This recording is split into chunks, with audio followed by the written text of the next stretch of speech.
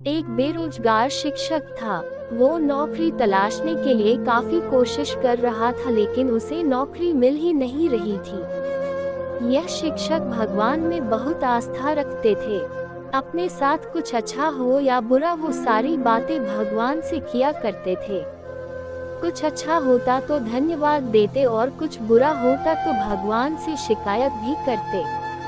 उनका अभी स्ट्रगल का दौर चल रहा था, तो वह भगवान से शिकायत करते रहे थे।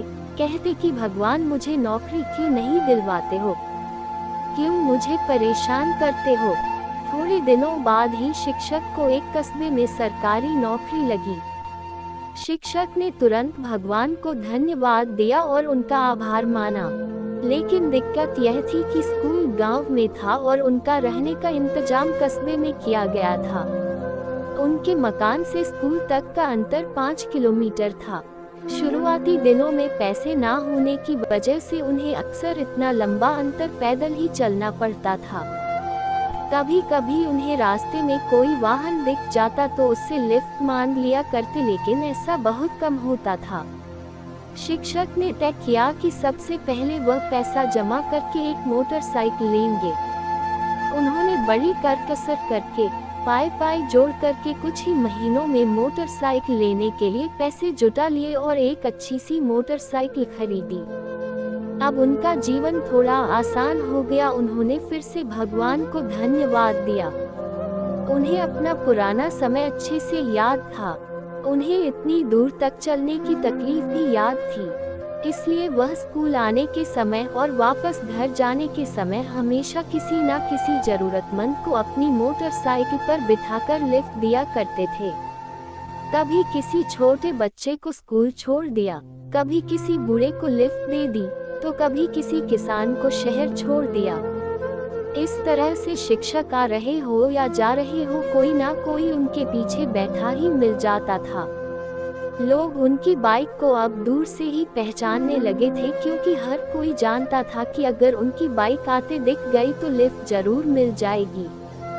लोगों की मदद करके शिक्षक को भी बहुत अच्छा लगता था। एक दिन शिक्षक स्कूल खत्म करके अपने घर को जा रहे थे। उस दिन कुछ ऐसा हुआ कि उनसे लिफ्ट मांगने वाला कोई भी नजर नहीं आया। आधे रास्ते तक पहुंचने पर एक आदमी ने उनसे लिफ्ट मांगी। शिक्षक ने तुरंत उस आदमी को बिठाने के लिए अपनी बाइक रोक दी। उस आदमी को बिठाकर शिक्षक अपने रास्ते चल पड़े। थोड़ी दूर सुनसान जगह आने पर उस आदमी ने शिक्षक के पीठ पर चाकू रखा और उनसे कहा, अब यह बाइक मैं चला लूंगा, आप नीचे उतर जाए और मेरा पीछा मत कीजिएगा। शिक्षक को लगा आज तो बुरा फंस गया।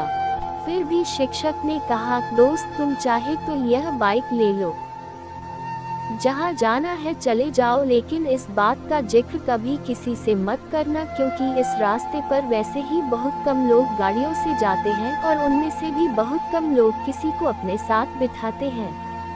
अगर इस बात का पता लोगों को चल गया तो वे दूसरों को लिफ्ट देना बंद कर देंगे।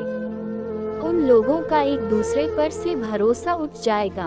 मैं भी इस बात का जिक्र किसी से नहीं करूँगा।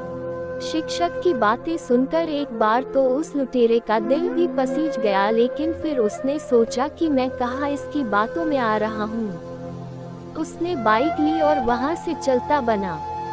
शिक्षक जैसे तैसे फिर पैदल चलकर अपने घर तक पहुँचा और घर पहुँचकर भगवान से शिकायत करने लगा, क्या भगवान फिर से मुझे वहीं पर लाकर खड़ा कर दिया। शिक्षक उस रात बिना खाना खाए ही सो गया। सुबह शिक्षक जब नींद से जागा तो उसने देखा कि उसकी मोटरसाइकिल उसके आंगन में खड़ी है और उस पर एक चिट्ठी चिपकी हुई है। शिक्षक ने बड़े आश्चर्य से अपनी बाइक से उस चिट्ठी को निकाला और उसे पढ़ने लगा।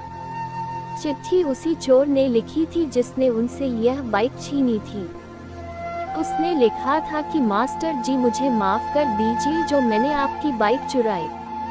यह बाइक तो कोई सेलिब्रिटी की तरह है। जैसे लोग किसी बड़ी सेलिब्रिटी को दूर से ही पहचान लेते हैं, उसी तरह हर कोई दूर से ही इसे पहचान ले रहा था।